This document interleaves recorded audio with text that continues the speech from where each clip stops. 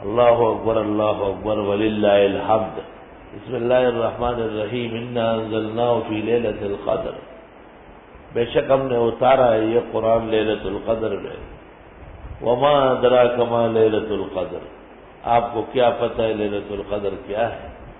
لیلۃ القدر خیر من الف شہر، لیلۃ القدر بہتر ہے 1000 مہینے سے۔ 1000 مہینے کے سنائے 84 سال بنتے ہیں۔ 84 سال کو عبادت کرے اتنی بڑی بات نہیں جتنا اس رات کو کوئی عبادت کر لے، اس کو اتنا بڑا اجر و مقام ملتا ہے۔ لیلۃ القدر ایک رات ہے، گزشتہ ادھیان میں صرف نبیوں کے لیے تھی۔ وتدور فی السنہ، سال بھر میں کوئی رات ہوتی۔ ہماری شریعت میں رمضان میں لائی گئی، اور پھر آخری عشرے میں، اور پھر طاق راتوں میں 21، 23، 25، 27، 29۔ حافظ ابن قیم زاد المعاد میں لکھتے ہیں کہ اگر مہینہ 30 کا ہوا تو طاق راتیں ہیں 21، 23، 25، 27، 29، لیکن اگر مہینہ 29 کا نکلا تو طاق راتیں ہیں 22، 24، 26، 28۔ ایسی صورت میں ہر رات اس قابل ہے کہ عبادت کی جائے۔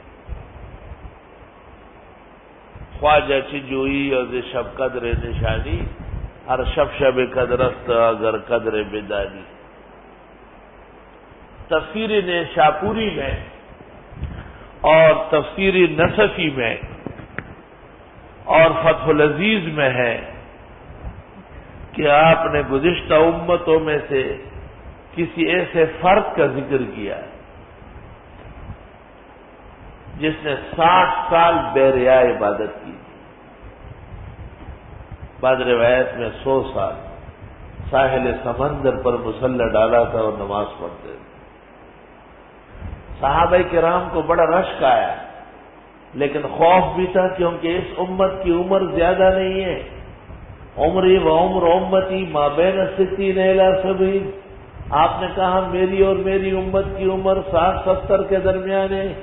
وَأَقَلُّهُم مَّن يَتَجَاوَزُ عَن ذَلِكَ، کم لوگ آگے بڑھیں گے۔ اس پر صحابہ کرام کے اس آہ و فریاد کو قبول کر کے اللہ نے ایک ہی رات ایسی دی ہے کہ جس میں 84 سال کی عبادت ہو جائے گی۔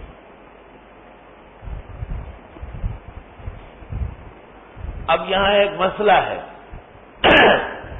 کہ اس رات کو عبادت ضروری ہے یا اس رات کو جاگنا ضروری ہے۔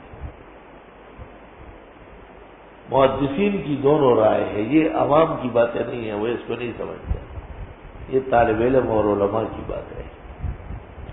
امام الازہر مولانا انور شاہ کہتے ہیں کہ یہ احیاء کی رات ہے، جاگنے کی رات ہے، اور وہ دلیل دیتے ہیں کہ اس رات کی کوئی مخصوص عبادت ہی نہیں ہے۔ اگر یہ بات ہوتی تو مخصوص عبادت ہو جاتی۔ ہمارا اختلاف اس طرح نکلے گا کہ ایک آدمی رات بھر عبادت کرتا رہا، یقینی طور پر وہ تو لیلۃ القدر پائے گا ہی پائے گا، لیکن ایک شخص جو لیلۃ القدر کی تلاش میں جاگ رہا تھا، کبھی تلاوت، کبھی ذکر، کبھی دعا، اور وتر نہ پڑا تھا تو نفل۔ حضرت شاہ سے فرماتے ہیں کہ یہ دوسرا شخص عالی مقام کا ہے، اور بعض احادیث میں بھی ہے من احیا لیلۃ القدر، جس نے اس رات کو جاگا۔ اس زمانے میں لوگ جاگتے تو ہے، لیکن عجیب بات ہے کہ ان کی پھر فجر نہیں ہوتی۔ حفظت شیئا وغابت عنک اشیاء، اور جاگتے تو ہے لیکن فضول بحثوں میں، گپ شپ میں۔ پھر بعض جگہ بدعتی ہوتے ہیں اور وہ ذکر بالجہر کرتے ہیں جو کہ مسجد میں حرام ناجائز ہے، اور بعض جگہ صلاۃ تسبیح کی جماعت ہوتی ہے، حالانکہ نفلوں کی جماعت فقہ حنفی میں گناہ کبیرہ ہے، اتنا بڑا گناہ ہے جیسے کوئی شراب پی رہا ہو لیلۃ القدر کو۔ تو دنیا کے اندر جب سے بدعتی پیدا ہوا ہے لیلۃ القدر کا بھی نقصان ہوا ہے۔ بخاری شریف میں ہے کہ حضرت نے صحابہ کو کہا تھا کہ مجھ سے اللہ نے وعدہ کیا ہے اور میں رات کو متعین بتاؤں گا کون سی رات ہے۔ حضرت گھر سے نکلے اور مسجد آ رہے تھے، فرار رجلین یتخاصمان، آپ نے دیکھا کہ دو آدمی ہیں جن کی آوازیں اٹھ رہی ہے، تو میں ہو رہی ہے، آپس میں بات ہو رہی ہے۔ آپ نے بڑے ناراضگی کا اظہار کیا اور فرمایا میں تو لیلۃ القدر تمہیں بتانے آ رہا تھا، لیکن دو آدمی تو میں کر رہے تھے اور زور زور سے باتیں کر رہے تھے، لیلۃ القدر کی تعین ختم ہو گئی۔ وہ دو صحابہ تھے، مسلمان تھے، نبی کی موجودگی میں تھے، ان کے تو میں کرنے سے لیلۃ القدر کی تعین رک گئی۔ کہ بدعتیوں کے غال و غبارہ جو لاؤڈ اسپیکروں پہ ہوتا ہے، اندیشہ ہے کہ دور تک لیلۃ القدر غائب ہے۔ لیلۃ القدر کے لیے ضروری ہے کہ بدعتیوں کا بھی علاج کر لیا جائے، ان کے منہ پہ تالے لگائے جائے اور ان کی بدعت و اثرات کو روکی جائے، کیونکہ یہ اعداء دین ہے، ان کی نحوست سے امت کو بہت نقصان ہو رہا ہے۔ لیلۃ القدر، شب قدر،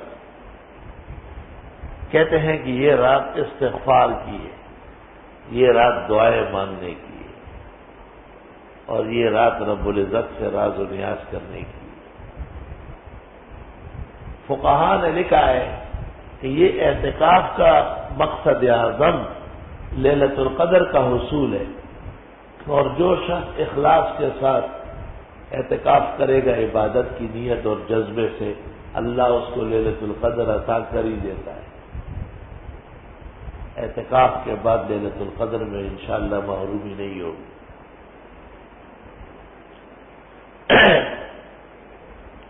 ایک اشکال یہ ہے کہ کبھی راتوں کا فرق ہوتا ہے، تو جس ملک میں جب وہ رات ہو تو وہاں کی لیلۃ القدر ہے، جیسے جس ملک میں سورج طلوع ہو تو وہاں کے احکام نافذ ہے، اور جس ملک میں سورج ڈوبے تو وہاں مغرب ہے، اور جہاں نہ ڈوبے وہاں مغرب نہیں ہے۔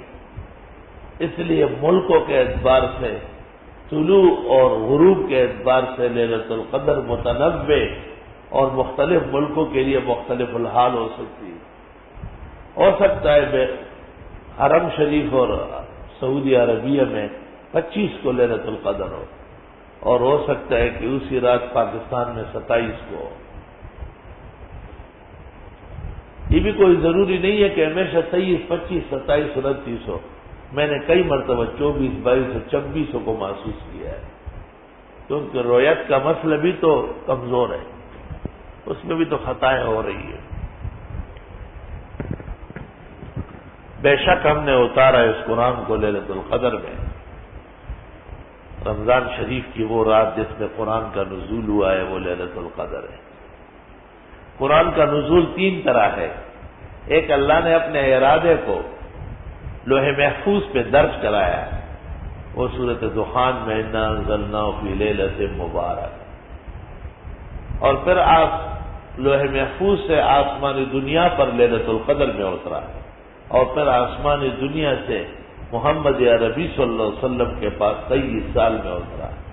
اس لیے قرآن کا نزول اصلاً ہے۔ آپ کو کیا پتہ ہے لیلۃ القدر کیا ہے؟ لیلۃ القدر خیر من الف شہر، یہ تو 1000 مہینے کی عبادت سے بھی افضل ہے۔ بڑی راتوں اور بڑی گھڑیوں کا یہ فائدہ ہے کہ تھوڑی دیر کے لیے عبادت بڑھ کر ہوتی ہے۔ جیسے آدمی کوشش کرتا ہے کہ وہ ڈالر حاصل کرے، پاؤنڈ بنائے، کیونکہ وہ سکہ ایسا ہے کہ ہر ملک میں معتبر ہے اور اس کی عزت ہے۔ اس طرح لوگ سونا اور چاندی خریدتے ہیں تاکہ روپوں کی ڈھیر سے بچے، پھر سونے اور چاندی کو لپیٹنے کے